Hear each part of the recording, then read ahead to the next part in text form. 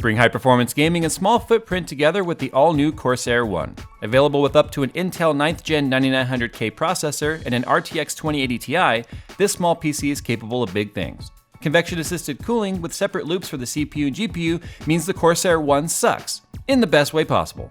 To see our review of the new Corsair One i160, click the link in the description below. So exactly 1 year and 1 day ago, probably 1 year and 2 days ago by the time you guys see this, we did a video about us retesting the 2400G from AMD because reasons and stuff. So here we are retesting it again 1 year later because, one of the most common things I've seen people say with the launch of Radeon 7 and with the increasing prices of NVIDIA and whatever, however you guys want to look at that, I'm just not going to buy a graphics card. And then they do like the Superman pose because they're standing on righteousness. And so I thought, well, what kind of performance will you get today with the latest games? More games have launched since this card did. It's inside it's Vega inside there, little bitty guy. So I thought, what kind of performance will you get with today's titles in 2019 by running the 2400G? Now, being the J that I am, I don't condone running your stuff at stock. I always recommend overclocking if you're brave enough and you have the cooling headroom. So that's why we're running our 2400G overclocked. I'm running 4 gigs on it, so a multiplier of 40. We're running our memory at 2933. Admittedly, I would love that to be higher. Unfortunately, I can't get it higher, it keeps crashing. The memory we're running though is 16 gigabytes of G.Skill's Flare X. Technically, there are 3600 DIMMs, I believe, but we can't get anywhere near that. Maybe more tweaking is needed later, but I digress. We are also running our graphics clock frequency at 1600. I want to say something like 1200 is factory. So our graphics clock is overclocked. We can't really get that too much higher right now. Any bit higher, even like 20 megahertz, we get black screens when we try and load into Windows. But other than that, not too much has changed. We're actually running manual voltage of 1.4 on the CPU. We're running our graphics core voltage at 1.225, and we are running our DRAM voltage at 1.35, and this is where we landed. So we didn't adjust timings or any of that stuff. I didn't adjust the fan curve, none of that. Nothing has changed other than those settings I just showed you. Oh, it's running, good, it's running at 4.29 million megahertz. That's good. Okay, so we're gonna do Dirt Rally here, and it's kind of funny, the second Dirt Rally is getting ready to come out, but this is a game that we've kind of tested in the past with like APUs and laptops and stuff, so I just kind of want to sort of give me something somewhat consistent for me to sort of test with. So as you can see right now, we've got everything showing here, CPU usage. This is our core frequency right here. So we're getting 62 FPS though. I mean, remember, guys, we have no graphics card installed right now. This is impressive, more so than my driving, obviously. Woo! Meant to do that. So the FPS is pretty solid though. Windshield wipers, why? Ah!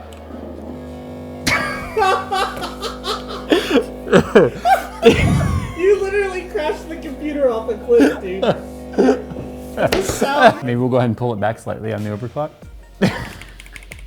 All right, so we moved on to Battlefield 5 because clearly Dirt Rally wasn't exactly my speed, but I want to see right now what happens when we play Battlefield 5 on, I don't know, let's try for medium or low 1080p. Yeah, we're gonna go ahead and just adjust this ourselves to, let's go ahead and start with medium. How's that?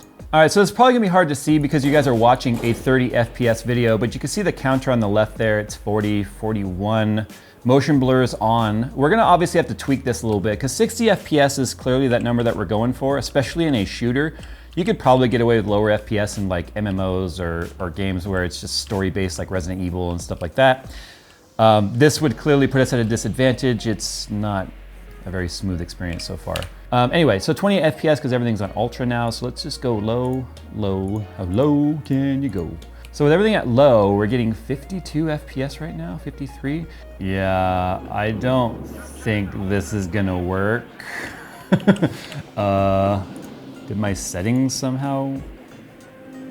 No. I guess it's time for us to maybe play with the resolution scale now. Okay, well, we're getting 70 FPS and 720p. Well, we were for a second there anyway. Is this a friendly? No. I'm on fire, I'm on fire. Oh, the tank saw me. No, you don't. Oh, they got stuck to the train. All right, so if you want to drop the resolution down to 720p and low settings, you can get pretty close to 60 FPS in Battlefield 5 with no graphics card. Okay, so our settings right now in terms of video, 1080p, custom with a mixture of medium, off on sun shadows, on ambient occlusion. I think that should be off, honestly. Depth of field, level of detail, I'm gonna go to medium on that as well. Tessellation off, screen space reflections. Nothing really reflecting on the screen now, I don't think. Motion blur off, vignette blur off, pure hair, of course, off. And there, 30, 40 FPS. I mean, we are looking off quite into the distance, right? Oh, she's going to a rave. We're going to a rave. You see this? We're going to a rave.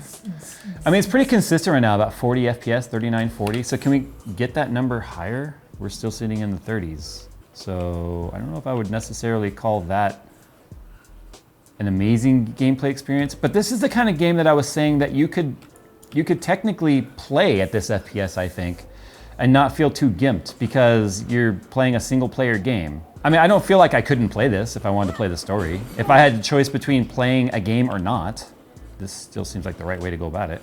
So let's see if we drop it now to 720, just like we did last time. So, I mean, the FPS increase is real. Right? So 74. I mean, the FPS is very good. Okay, you could play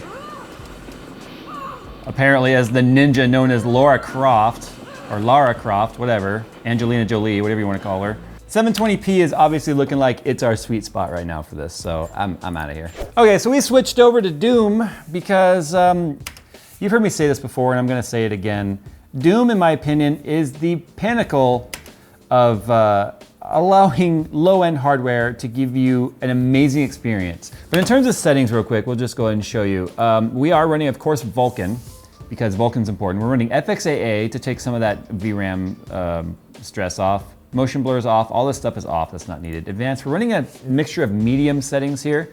Actually, pretty much medium preset is what we're running. Okay, so 50 FPS. Now this is the kind of game where you would definitely want high FPS because it's a twitch shooter, right? Like lots of fast turns and shooting and shoosting of things. And I mean, it does look like it drops down to the 30s here, obviously, in some of like this dynamic lighting. Like as you can see coming up through here, you're not gonna need that arm. So what if we go ahead and drop this to low now? What does low look like? I mean, it's not the prettiest thing, obviously, because we've got it at low. But it's funny because if you look at the game quality on a lot of consoles now, even Xbox One S's and the PlayStation 4 Pro and all that stuff, if you compare it to PC, it's still equivalent to either between medium and low on PC. So I'm gonna go ahead and put us at 720p like we were previously on some of the other titles and see what we got there. I'm expecting a pretty good result, 65 to 70 FPS. Like I've said, this is, again, no graphics card. It always blows my mind that that's where we are now when APU can actually give you 720p gaming performance, 82 FPS now. This is perfect for the person that wants to build a system now, doesn't have a lot of money for a graphics card, but it's a good enough CPU to where if you add a graphics card to it, it's not like you got a cheap Athlon or something like that you could easily bottleneck the CPU by going with a higher end GPU later.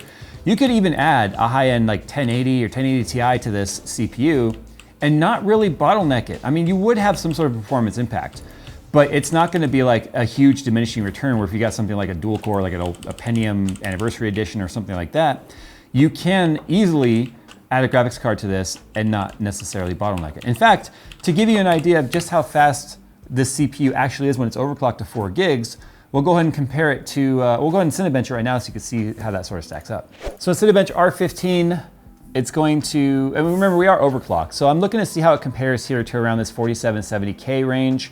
That's a 4-core, 8-thread Intel CPU with hyper-threading. Yeah, it's quite a few years old, but remember that CPU also cost over $300, whereas this one comes in at less than half of that, including an iGPU you can actually game on.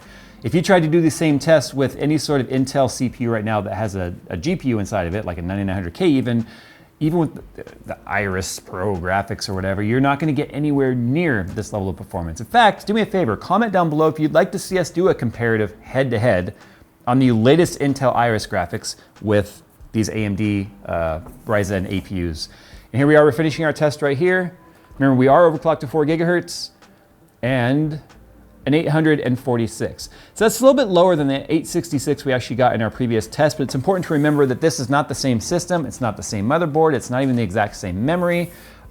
We can't get this memory as high as we were able to in the past, don't know why. It's not the same operating system install, so there's a lot of variables in there that you need to keep in mind. But what you can learn here is that you can actually build a gaming system in 2019 that utilizes the 2400G and still play modern titles if you're willing to drop the resolution down to 720. And that's designed for someone that's trying to get by. Somebody who wants to play games, can't afford a GPU yet, but wants to sort of future-proof themselves or make themselves more future-ready to put a GPU in there.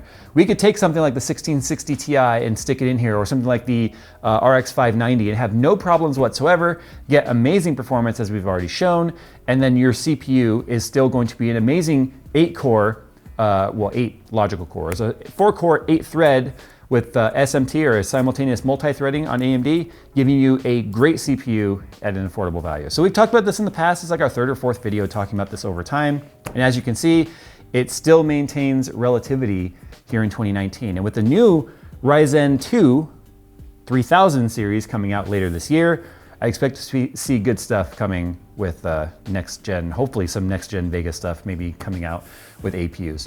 All right, guys, I'm gonna go. If you wanna see us do more tests with this, let us know what you'd like to see us do with it, and we will go from there. Thanks for watching, guys, and as always, we will see you in the next one. Are you saying pow or power? All right, guys, we're gonna go. If you wanna see us to do, all right, guys, we're gonna, if you wanna see us to do the Moors,